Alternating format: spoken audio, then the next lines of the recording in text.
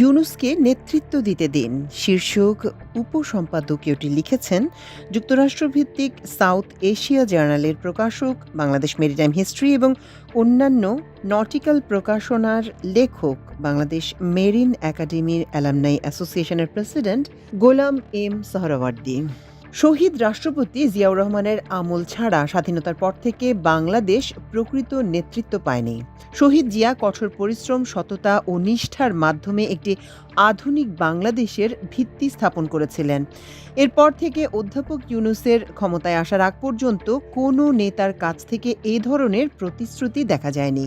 এদিকে রাজনীতিবিদরা প্রকৃত সংস্কারকে গুরুত্ব না দিয়ে ক্ষমতায় যাওয়ার জন্য বিরামহীন বক্তৃতা বিবৃতি দিয়েই যাচ্ছেন। বিএনপির শীর্ষস্থানীয় নেতা মির্জা আব্বাস সম্প্রতি জেন জি যোদ্ধাদের শিশু আখ্যা দিয়ে বলেছেন তাদের উচিত বড়দের অনুসরণ করা, অথচ তার উচিত নিজ দলের ১৫ বছরের রেকর্ডের দিকে নজর দেয়া। তারা তাদের কারাবন্দী নেত্রীকে মুক্ত করতে পারেননি এবং লন্ডনে নির্বাসিত ভারপ্রাপ্ত চেয়ারম্যানকে ফিরিয়ে আনতে ব্যর্থ হয়েছেন। তারা অর্থপূর্ণ বিক্ষোভ করতে পারেননি, মাঠে দৃঢ় নেতৃত্ব দেখাতে ব্যর্থ হয়েছেন।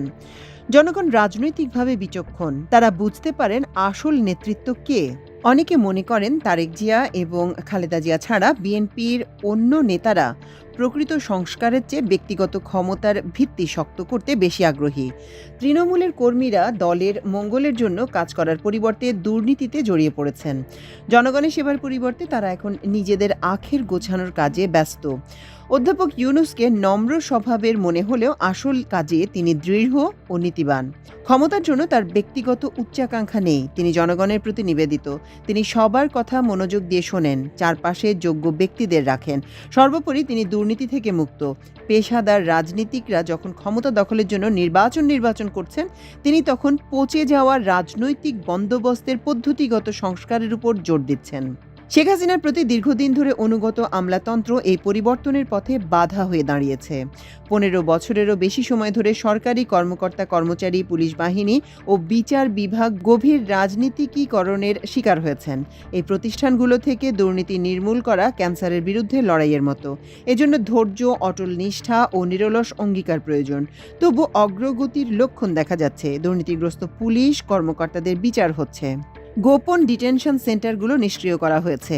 বিচার বিভাগের স্বচ্ছ অবয়ব দেখা যাচ্ছে। দুর্নীতিতে জর্জরিত একটি জাতির জন্য দূরদর্শী নেতৃত্ব প্রয়োজন। জেন জির ছাত্ররা ইউনূসের প্রতি তাদের আস্থা রেখেছেন এবং তাদের দৃঢ়তায় সংস্কারের পথ প্রশস্ত হচ্ছে। পুরো বিশ্ব ইউনূসকে একজন সৎ ও বিশুদ্ধ চরিত্রের নেতা হিসেবে স্বীকৃতি দিলেও বাংলাদেশের ভেতরকার দুর্নীতিগ্রস্ত রাজনীতিকরা তার সুনাম নষ্ট করার চেষ্টা করছেন। এদিকে বাংলাদেশের সবচেয়ে দুর্নীতিগ্রস্ত ব্যক্তিদের আশ্রয় দেয়া প্রতিবেশী একটি দেশ ইউনূসের কাজকে বাধাগ্রস্ত করছে। ইউনূস এবং জাতির অগ্রযাত্রাকে দুর্বল করতে লাগাতার ভুল তথ্য ছড়াচ্ছে তারা, কিন্তু এ কাজে তারা সাফল্য পাননি। এই জটিল রাজনৈতিক দৃশ্যপটে কিছু বিএনপি নেতা বাইরের শক্তির সঙ্গে ঘনিষ্ঠ সম্পর্ক বজায় রেখে গোপনে আওয়ামী লীগ নেতাদের পুনর্বাসন চাইছেন। জেন জির নেতারা এই বিশ্বাসঘাতকদের চেনেন এবং এ ধরনের গোপন লেনদেন প্রতিহত করতে দৃঢ় অবস্থান নিয়েছেন। কারণ বাংলাদেশের প্রকৃত শান্তি ও সার্বভৌমত্ব তখনই অর্জন করা সম্ভব যখন প্রতিবেশীরা বাংলাদেশকে সম্মান করবে এবং একে পুতুল রাষ্ট্র হিসেবে নয়, বরং সমান অংশীদার হিসেবে বিবেচনা করবে। বছরের পর বছর ধরে বিদেশি গোয়েন্দা সংস্থাগুলো বাংলাদেশকে একটি আজ্ঞাবহ জাতিতে পরিণত করার চেষ্টা করেছে, যাতে সহজেই তারা এ দেশকে নিজের স্বার্থের জন্য ব্যবহার করতে পারে। কিন্তু বাংলাদেশের জনগণ কখনো তা হতে দেবে না। জেন জি এখন আশার আলো, যারা পরিবর্তনের দাবিতে অটল। সঙ্গত কারণেই মির্জা আব্বাসের মতো নেতারা, যারা অগ্রগতির পথে বাধা হয়ে দাঁড়িয়েছেন, তারা নিশ্চিতভাবে বাংলাদেশের রাজনীতিতে অপ্রাসঙ্গিক হয়ে উঠবেন। অধ্যাপক ইউনূসের ক্ষুদ্র ঋণের মাধ্যমে অর্থনৈতিক উন্নয়নে বিপ্লব এনেছেন, আন্তর্জাতিকভাবে প্রশংসা কুড়িয়েছেন। দ্য মুসলিম 500-এ তার অন্তর্ভুক্তি দারিদ্র্যমোচন ও সামাজিক উদ্ভাবনে তার প্রভাবের প্রমাণ। ইউনূসের দর্শন সহজ কিন্তু গভীর। তার ভাষায় টাকায় টাকা বানায়। যদি তোমার কাছে না থাকে তাহলে তুমি অন্যের করুণায় নিয়োগ পাওয়ার জন্য অপেক্ষা করো। যদি তোমার হাতে সেই টাকা থাকে তাহলে তুমি মরিয়া হয়ে এর সর্বোত্তম ব্যবহার করে এগিয়ে যাওয়ার চেষ্টা করো। আর এতেই তোমার আয় আসতে থাকবে। ইউনূসের নেতৃত্বে বাংলাদেশের জন্য এক নতুন যুগের সূচনা করেছে। মাত্র ৮ মাসের মধ্যে তার প্রশাসন হাসিনার দমন পীড়নের যন্ত্র ভেঙে দিয়েছে, দুর্নীতিবাজ কর্মকর্তাদের বিচারের আওতায় এনেছে এবং মৌলিক মানবাধিকার পুনরুদ্ধার করেছে। তিনি এবছর ডিসেম্বর থেকে আগামী বছরের জুনের মধ্যে অবাধ ও সুষ্ঠু নির্বাচন অনুষ্ঠানের প্রতিশ্রুতি দিয়েছেন। এরপর তিনি সরে দাঁড়াবেন। ইউনূস বাংলাদেশের দুর্দশাগুলোকে হাসিনার শাসনের প্রত্যক্ষ ফলাফল হিসেবে তুলে ধরেছেন। তিনি বলেছেন, হাসিনার সময় কোনো সরকার ছিল না, এটি ছিল দস্যুদের পরিবার। বসের আদেশ এলেই তা বাস্তবায়িত হতো। কেউ এতে বাধা দিয়েছে? ব্যাস, আমরা তাদের গুম করে দেব। নির্বাচন করতে চান? আমরা নিশ্চিত করব যে আপনি সব আসনে জিতেছেন। আপনি টাকা চান? ব্যাংকে আছে। $1 মিলিয়ন নিয়ে যান, এটা কখনো ফেরত দিতে হবে না। হাসিনা শাসনামলে পদ্ধতিগত দুর্নীতি বাংলাদেশের ব্যাংকিং ব্যবস্থাকে ধ্বংসস্তূপে পরিণত করেছিল। এমনকি তার ভাগ্নি যুক্তরাজ্যের লেবার পার্টির এমপি টিউলিপ সিদ্দিকও বাংলাদেশের আর্থিক কেলেঙ্কারিতে জড়িত ছিলেন।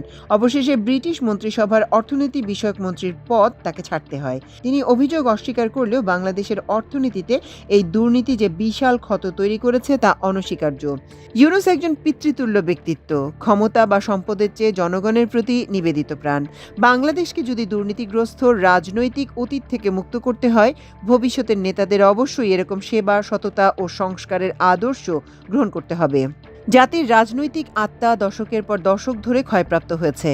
প্রকৃত রূপান্তরে সময় লাগবে, ভুলভ্রান্তি থাকবে, তবে এ সময়টাতে জেনজিকে নিন্দা করার পরিবর্তে আমাদের অবশ্যই তাদের সমর্থন করতে হবে এবং তাদের কাছ থেকে শিখতে হবে। মির্জা আব্বাস বলেছেন, ওরা শিশু, ওদের উচিত আমাদের ফলো করা। কিন্তু সত্য হলো, পুরনো রাজনৈতিক শ্রেণীকে তাদের কাছ থেকেই শিক্ষা নিতে হবে। প্রতিষ্ঠিত রাজনৈতিক দলগুলোর নেতৃত্ব এমন সব বয়স্ক ব্যক্তিত্বরা আছেন যারা দুর্নীতিবাজ, নিজের স্বার্থই তাদের কাছে মুখ্য। কেউ তাদের উচ্চাকাঙ্ক্ষা পূরণ করলে এর বিনিময়ে তারা দেশের সার্বভৌমত্বও বিক্রি করে দেবেন। তাদের তথাকথিত অভিজ্ঞতা শুধু দুঃশাসনের ইতিহাস। ভবিষ্যতে আমাদের নেতৃত্ব দেওয়ার জন্য তাদের উপর কি আমরা ভরসা রাখতে পারি? তারা নির্বাচনকে এমন একটা প্রদর্শনী বা উৎসব হিসেবে দেখেন যেখানে ভোটারদের কাজ শুধুই ভোট দেয়া, এরপর ভোটাররা দৃশ্যপটে থাকবেন না। কিন্তু নির্বাচন এরকম কোনো উদযাপন নয়, এটি একটি প্রক্রিয়া যার মাধ্যমে মানুষ তাদের নেতা নির্বাচন করবেন এবং শাসন ব্যবস্থায় তাদের ইচ্ছার প্রতিফলন নিশ্চিত করবেন। বাংলাদেশের মানুষ নির্বোধ নন, তারা বোঝেন যে রাজনৈতিক উৎসব শেষ হয়ে গেলেও তাদের সংগ্রাম একই থাকবে অথবা আরও তীব্র হবে। এখন আমরা যদি ইউনূসের সরকারকে অর্থবহ সংস্কার বাস্তবায়ন করতে না দেই, তাহলে আমরা এই সুযোগ আর কখনো পাবো না। শুধু একটি নির্বাচন বাংলাদেশের গভীর সমস্যার সমাধান করবে না। আমাদের অবশ্যই গণতান্ত্রিক চশমার মোহ থেকে বেরিয়ে এসে প্রকৃত পদ্ধতিগত পরিবর্তনকে আলিঙ্গন করতে হবে। এমন সংস্কার করতে হবে যাতে ভবিষ্যতে আর কোনো স্বৈরশাসকের আবির্ভাব না ঘটে। এমন সংস্কার করতে হবে যার মাধ্যমে শুধু রাজনীতিবিদ নয়, জনগণের ক্ষমতায়ন হবে।